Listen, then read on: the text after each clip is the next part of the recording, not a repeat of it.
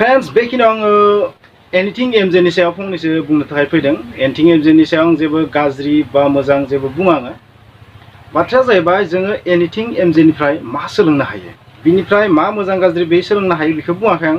नाथाय बिथांनिफ्राय जों सोलोंनो गोनां बेनो, बिथाङा दिनै जाबायदि गाबनानै रिक्वेस्ट खालामनो गोनां बाध्य जादों, केसआव गोलैनानै, माने बिथांनि सायाव केस होदों नङा होमबा, मानहानि केस ना मा केस होदों आंथ' मिथिया, मानहानि केसआनो जागोन। अब्ला बैबायदि मानहानि केस होनायनि थाखाय बिथाङा दिनै फैसानि प्रब्लेम गोलैदों आरो बिथाङा हेल्प बिदों, रांखान्थियारि मदद बिदों। जायफोरा माने मदद खालामनांगोन होननानै सानो होबानो जाबाय, बेवहाय आंहा बुंनो गोनां जेबो गैया। आं सानो बिथाङा माखासे बार बेबायदि वार्निं मोनबाय थादोंमोन गोबां मानसिनिफ्राय, नाथाय बिथाङा बांद्राय सिरियास लायाखैमोन। बिथाङा बांद्राय सिरियास लायैनि थाखाय जानो हागौ दिनै बेबायदि सातजालायाव गोलैनांबाय खोमा, आं बेबायदि बुंगोन। जोङो मोनसे बाथ्राखौ अरायबो गोसोआव लाखियो, जोङो रावनिबो पार्सनेल प्राइभेट सम्पतिखौ जेरै मेरैनो इउज खालामनो हाया। जुदि इउज खालामोबा, नोंथाङा मोजां टाइपै जुदि इउज खालामोबा बेवहाय जेबो जेंना जाया। नाथाय जेब्ला नोंथांनि माने रेकर्डा एसे गाज्रि जालांबाय थायोबा, नोंथांखौ जुदि मानसिफ्रा गाज्रि नोजोरै नायनो स्टार्ट खालामदोंबा, नोंथाङा एसे साइड जाना थानाया मोजां। जोङो नंगौ दिनैनि थासारियाव गुगोलनिफ्राय जायखिजाया फट'खौ इउज खालामनो हागोन, जायखिजाया दैदेनगिरि लिडारफोरनि, पलिटिकेल लिडारफोरनि फट'खौ जों इउज खालामनो हाया नङा, नाथाय मोजां सेन्सआव हायो आरो। नाथाय मोजां सेन्सआव बाहायबाबो बै मानसिया मोनसे राइट्स थायो मा, आंनि फट'खौ मोजाङावबो दा बाहाय, गाज्रियावबो दा बाहाय। नाथाय जेनेरेलि सुबुंफोरा बेबायदि फट' इउज खालामनायाव जेबो हेंथा होआ। नाथाय गासैबो मानसियानो एखे मेन्टेलिटिनि जाया। बुंनो थाङोब्ला एनिथिं एमजेआ जाय फट'खौ इउज खालामनायनि थाखाय जाबायदि बिथाङा प्रब्लेम गोलैदो, बेथ' बुंनो थाङोबा इन्टारनेटनि नोजोराव जोबोर फिसा बाथ्रामोन। नाथाय जाबाबो बेवहाय बै सुबुंफोरा राइट्स दं जे आंनि फट'खौ मानो इउज खालामदों, बेबायदि बुंनानै राइट्स दं। बेनिखायनो बै राइट्स बादियै मोन्थाय बादि बिथांमोना एक्सन लाबाय, आरो बै एक्सन लानायनि उनाव नोंथांनि सायाव मोनसे दाग नांबाय, केस। स' जोङो अदरकार जेबो कारन गैयालासिनो, गोनांथि गैयालासिनो जोङो बेबायदि केसआव दा गोलै। साधारन फिसा इउटुब चेनेलनि थाखाय जुदि आंनि सायाव केस नाङोबा आंहा मा लाब जागोन? बेखौ लाब गैया। खारन इउटुबजों आं ना जानोनो हागोन ना मानोनो हागोन। इउटुबजों जानो हानाय मानसि दङ गैया नङा, दुनियाव बहुद दङ। नाथाय एसेबां 780 क्र'रसो जाबाय दासिम, बेसेबां सुबुङा जानो इउटुबजों जानो हागोन? हाया। 99.99% मानसियानो इउटुबजों जानो हाया। सामथिं 0.something% जानो हागोन। स' रियेलिटिया बेनो, जोङो बेखौ सिरियास लायोबाबो जोंहा बेवहाय खहाबो दं। मानो होनबा जों गोसोबादि रावनिबो फट' रावनिबो भिडिअ इउज खालामनो हाया। जों इउटिउबारफोरा गावजों गाव बाहायलायबाय थायो, बे जुदा बाथ्रा नङा होमबा, जों मिथिलायखागोन।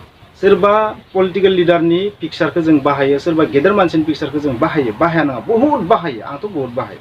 नाथाय बै सुबुंफोरा जुदि कमप्लेन होयोबा आंनि फट'खौ इउज खालामनाङा होनोबा, आंहा बेवहाय राइट्स गैया बिथांनि हेंथायै बुंनो हानाय।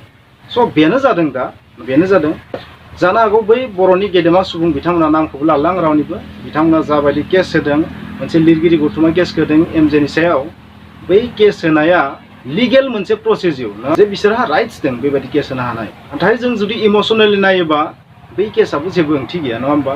खिन्थु जानो हागौ बिथांमोना मोनसे पानिशमेन्ट होनो नाजादों जे बेबायदि केस होबासो एनिथिं एमजेआ दद्रनानै थागोन, आरो फैगोन गुबुन गुबुन इउटिउबारफोराबो बेबायदि गिनानै थन्थ्रनानै थागोन, गाज्रि बिथिंजों थांनाय नङा, मोजाङाव फैगोन, बेबायदि खालामनो नाजादोंबो जानो हागौ।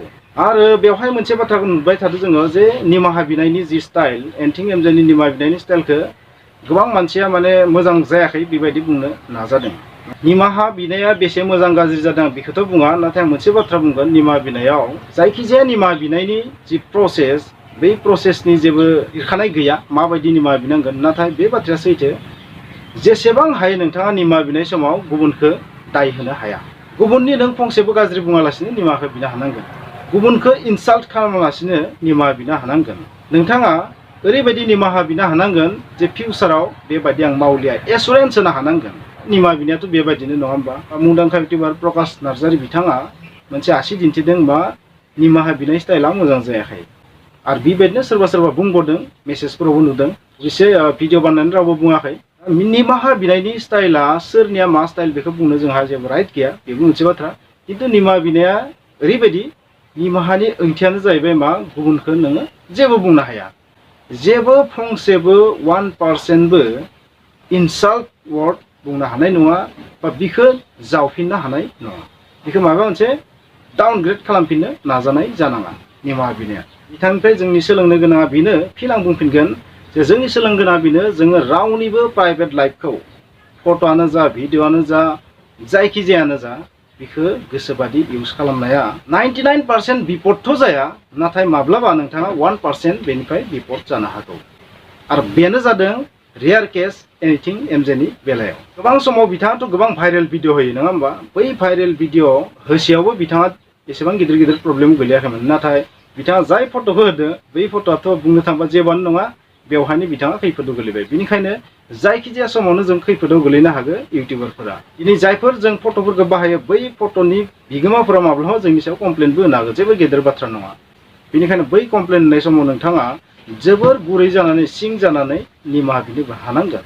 आरो नोंथाङा जुदि सानोबा जेलावबो थांनो राजि, बबेबा थांनोबो राजि, बे आसलथे गोरोन्थि साननाय। मानसिया माब्लाबाबो जेलाव थांनो नाजानाङा। जिकुनु प्रकारै एनि वे जायखिजाया राहायै जेलनिफ्राय केस नांनायनिफ्राय गोजानाव थानो नाजानांगौ। बे आंनि एडभाइस। साफ्रोम जाखांफुनाय उन्दै उन्दै ससियेल मिडिया इनफ्लुएन्सारफोरखौ आं बुंगोन, नोंथांमोना माब्लाबाबो जेलाव थांनायनि सिमां दानु। बे नोंथांनि थाखाय जोबोर हार्मफुल जागोन, खहा गोनां जागोन। आं बेखौनो बुंगोन। बेखौनो बिथांनिफ्राय जों सोलोंनो हायो।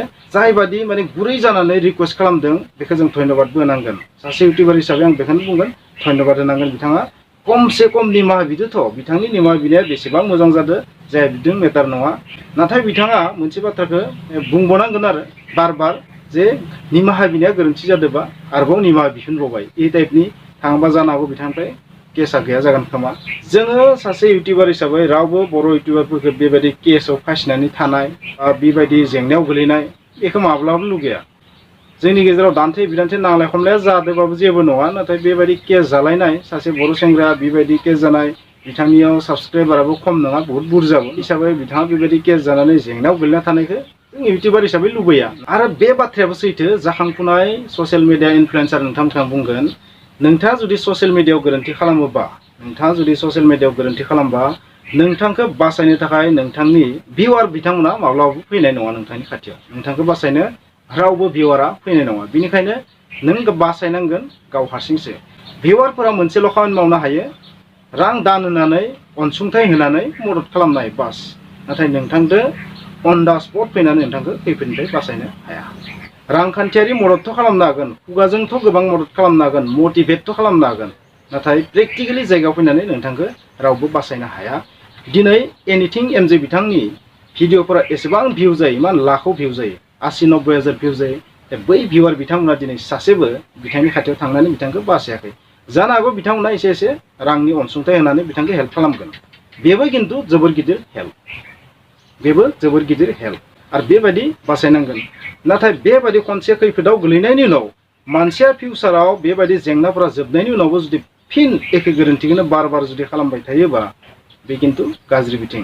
बेनिखायनो सोलोंनो गोनां बेबो जे जों मोनसे गोरोन्थिखौ जेन फिउचाराव बार बार मावा, बेखौबो जों सोलोंनांगोन। आरो माब्लाबाबो केस, जेल, थाना, पुलिस केस, कर्ट केस, मानहानि केस, PIL बेफोरनि जेंनायाव दा गोलैया।